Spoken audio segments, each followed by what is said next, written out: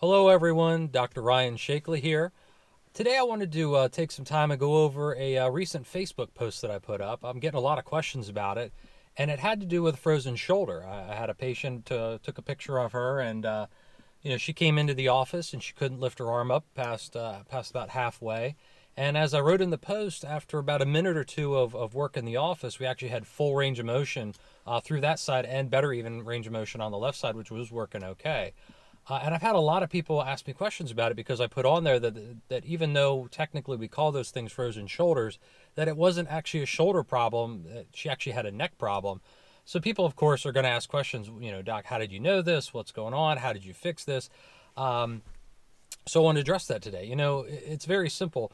A good way to demonstrate this to people, why your shoulders might not move if your neck isn't moving, is to take your head and stretch it forward like a forward head posture position. Like you see people every day on computers and on their cell phones and on tablets. Put your head forward and then try to lift your arms all the way up. And what you're going to find is once you get into that position, that you can't actually do that. So what happens is, imagine if your neck inside gets locked in a bad position, so to speak. And then you start moving around through your day, what's going to happen is your neck isn't going to move well. You have a group of nerves that come out from your neck called your brachial plexus that actually control everything down your arm. Those muscles also go into around that shoulder. So what you're going to get is you're going to get a dysfunction of the shoulder joint. The muscles around that aren't going to be functioning well. And you're going to just start this breakdown process. Basically, your body is trying to protect itself. It's trying to compensate. And what's going to happen is you're going to start losing motion of the primary movers of the shoulder, which are actually up front on the pec and also up back on the rhomboids. And what you're going to do is start relying upon all those little rotator cuff muscles in there, and you're going to start causing a rapid breakdown of those things. They're going to get tendonitis and bursitis in the shoulder. The inflammation is going to happen because, again, that joint structure is not working well. It gets irritated. It gets inflamed. Inflammation of a joint structure is called arthritis, and then you start that degenerative breakdown process. So what we really do is actually, again, with chiropractic, we're looking for the cause of the problem. And many times the original cause of this issue actually starts with the neck. It's that locking of that joint structure, that it's unable to move, and then the irritation that happens with the nerve roots.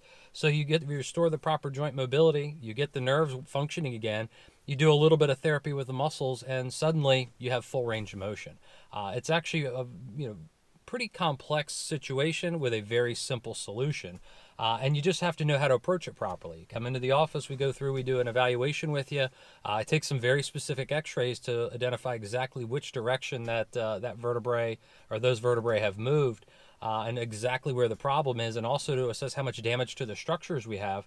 And then it's a very, very specific process of adjusting those exact vertebrae back into position, followed up by literally just a minute or two of therapy with those muscles.